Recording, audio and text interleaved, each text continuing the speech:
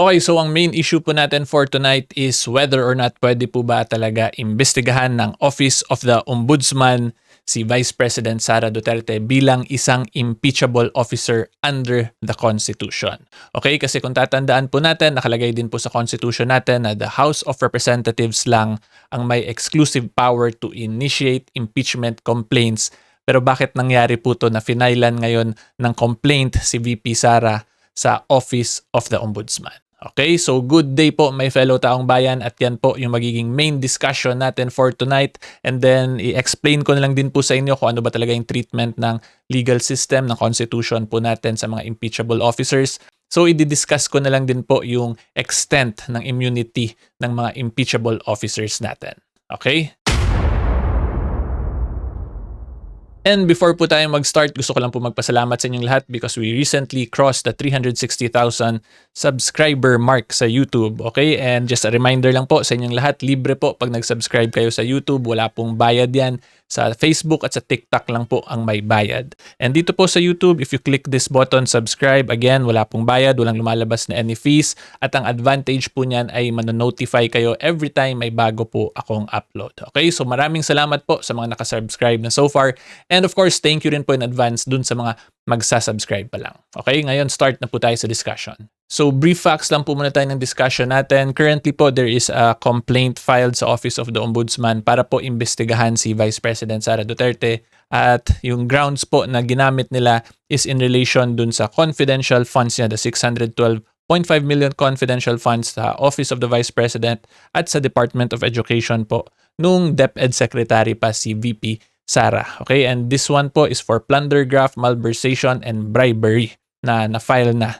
And prior to this, yun din po yung lumabas yung Bagman affidavit issue na laban din po kay VP Sara. So ito yung unang lumabas nito, and then a couple of days or the next day agad nun, biglang nagkaroon ng filing of complaint. And as a matter of fact, nagawan ko na to or na-discuss ko na to itong iilan sa mga bagay-bagay in relation to this, like yung sa Bagman, na-discuss ko din yung epekto niyan. Yung affidavit ni, kalimutan ko na po yung name nung witness, ayun, ni Ramil Madriaga po, yung affiant dito sa affidavit na yun. And then, na-discuss ko na rin po to ng konti. Yan, ito yung confidential fund corruption case filed versus VP Sara. Pero na-realize ko, hindi ko po pala nasagot directly or na-discuss directly dito yung issue kung whether or not pwede ba talaga investigahan. Ang na-discuss ko lang po sa video na to is yung mga posibleng mangyari dito sa corruption complaint filed. Okay, so for tonight, yun, sasagutin ko na mismo yung whether or not pwede ba talagang investigahan ni Ombudsman Remulla si VP Sara. Okay, so yan po yung pinaka-facts ng discussion natin. Ngayon tuloy na po tayo sa legal side of things. And of course, unang-una po, it is going to be the Ombudsman Law natin, Republic Act 6770. So nakailang discuss na rin po tayo sa provision na to. And ang titingnan lang po or ang important po sa discussion natin for tonight is nasa Section 22. Yan. So makita po niyo Section 22, Investigatory Power. The Office of the Ombudsman shall have the power to investigate any serious misconduct in office allegedly committed by officials removable by impeachment for the purpose of filing a verified complaint for impeachment if warranted. Okay?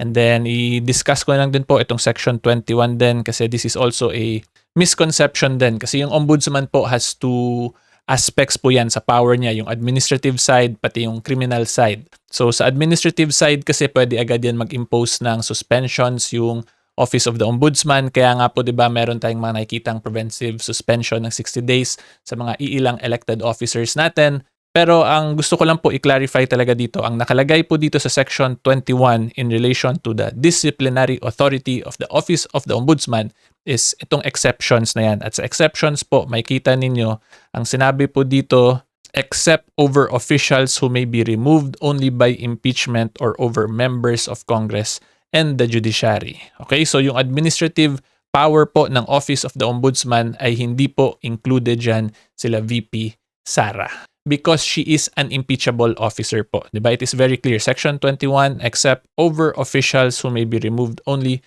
by impeachment or over members of Congress and the judiciary. Okay, so ang isa pa pong gusto ko lang din i-discuss in relation to these powers ng Office of the Ombudsman is that when a complaint po is filed in the office of the ombudsman, hindi po yan mangyayari or hindi po yan korte kasi yung ombudsman. So when I say po na hindi korte ang ombudsman, ibig sabihin po niyan, hindi naglalabas ng hatol yung ombudsman whether or not guilty ba ang mga fina-filean ng complaint sa kanya. Ang purpose lang po talaga ng ombudsman is somewhat similar po yan siya sa prosecutor natin. The only difference po or one of the main differences lang po nila is that the prosecutors po natin is under the prosecutorial service natin or the Department of Justice under ng executive branch, whereas naman po yung ombudsman, it is directly created by the Constitution, independently created constitutional office po yan siya. Therefore, hindi po siya under ng presidente natin, hindi po yan siya under ng Congress, or hindi siya under ng judiciary. Diba? Kaya nga po, protectors of the people yung tawag sa kanya kasi independently created constitutional office siya. And then bigyan ko lang din po ng additional emphasis yung administrative power ng ombudsman. Sa administrative side kasi pwede na mag-impose ng mga preventive suspensions nga po yung ombudsman.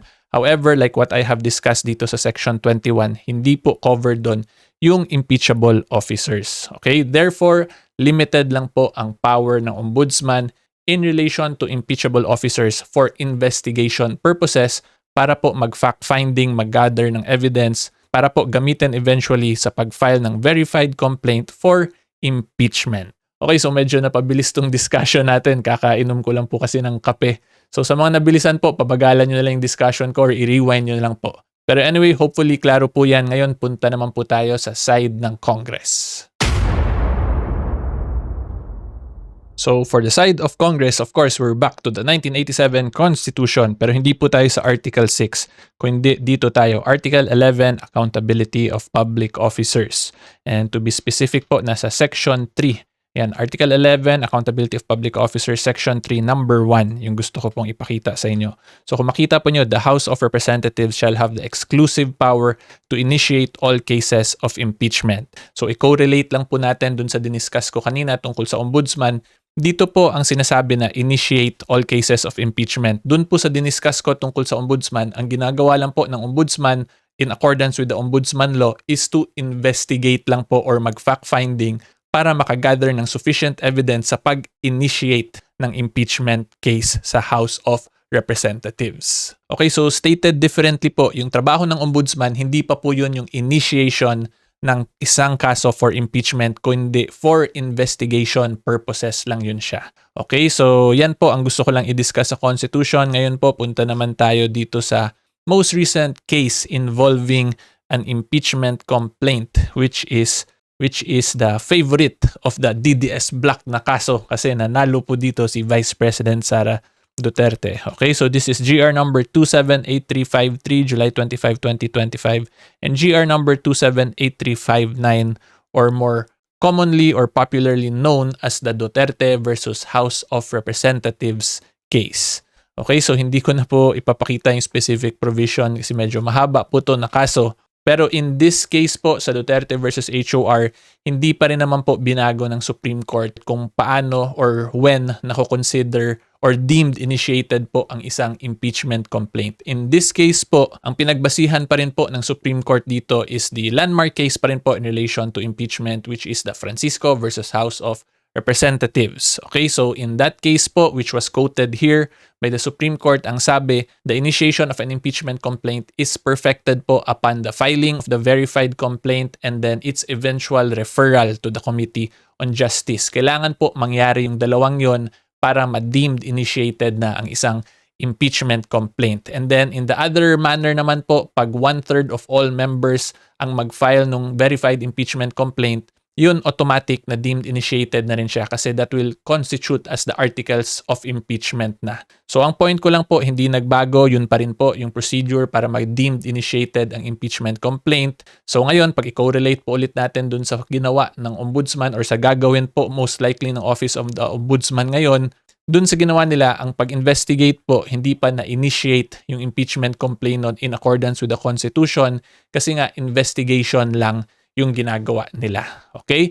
And to make it very simple po for all of you, my fellow taong bayan, ang point ko lang po talaga dito na pag-investigate po ang ginagawa ng ombudsman, hindi po yun considered as initiating an impeachment complaint. So therefore po, hindi na-violate yung exclusive power to initiate impeachment complaints which is vested to the House of Representatives by the Constitution kung nag-iimbestiga lang po yung Office of the Ombudsman. Because like what I explained, yun lang po yung paraan para makonsider as initiated na. The mere investigation is not sufficient to constitute as initiation of an impeachment complaint. Okay, so hopefully klaro po yan. And for the last part of our discussion po, gusto ko lang din i-clarify sa inyo kung ano ba talaga yung extent ng immunity from suit din ng Vice President kasi medyo magulo po yan, di ba? Kasi sa presidential immunity, madami pong guidelines, madaming jurisprudence, pero sa Vice President, medyo tahimik, di ba? Or wala pa masyadong mga decisions yung korte about it.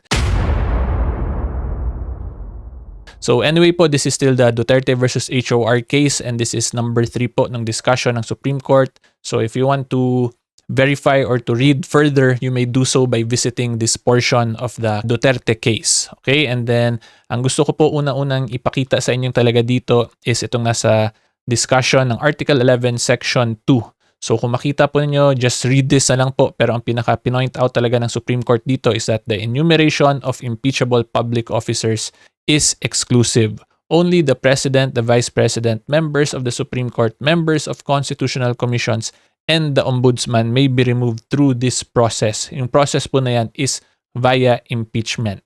Okay? And then, ang next po na gusto ko lang din na-emphasize sa inyo is kung makita po nyo dito, ang nakalagay talaga, President, Vice President, the Supreme Court, and then Constitutional Commission. So, Constitutional Commissions po, ito yung Commission on Elections, Commission on Audit po natin, and then Ombudsman po nakalagay din talaga. So, yung common denominator po sa kanilang lahat dito is that they are all independent from one another. Diba? Kanya-kanya po yan silang authority na binigay sa kanila ng Constitution. Yung Constitutional Commissions po natin, although it appears na yung COMELEC parang under ng executive or yung COA under ng executive, pero hindi po yan ganun. They are independently created constitutional offices. Katulad din po ng Ombudsman na kahit na presidente po yung nag-a-appoint, that is also an independent constitutionally created office which has the function of protecting the people from corruption and abuses from our public officers. Okay, so anyway po, again, yan yung common denominator nila. May kanya-kanya po silang authority directly galing from the Constitution. And then next po na gusto ko lang i-emphasize dito is itong nasa number 3, letter A. Impeachable officers are not immune from liability for wrongdoing during their tenure. They are immune only from being subjected to suit or being removed by means other than impeachment. Okay, so ang main point lang talaga nito, itong part na to, you can review this fully, pero isa-summarize ko na lang po talaga yung pinaka-point, which is that an impeachable officer po is immune from suit kung yung kaso na yon or yung suit na yon will eventually result to a removal niya from office. Okay, kasi nga po, being an impeachable officer, pwede lang siya tanggalin via impeachment. Okay, so again, ulitin ko po, ang isa pong impeachable officer, hindi po siya pwede kasuhan kung yung ikakaso sa kanya ay magreresulta sa pagtanggal sa kanya sa opisina. Ang only way po or ang only paraan para tanggalin siya is via impeachment only. Okay, so yan po ang extent ng immunity from suit ng mga impeachable officers natin. Okay, so anyway po, hopefully klaro yan. Yan lang naman yung gusto ko talaga idagdag dito kasi yung other matters na cover ko naman nasa past Ombudsman versus VP Duterte video ko. So if you want to watch that, ilalagay ko na lang po yan sa description box yung link ng video na yan. But for today, hanggang dyan lang po muna tayo. Hopefully klaro po yung discussion natin, and if you like more legal videos on current events, subscribe lang po kayo sa channel ko. And until next time, see you all po. Bye-bye!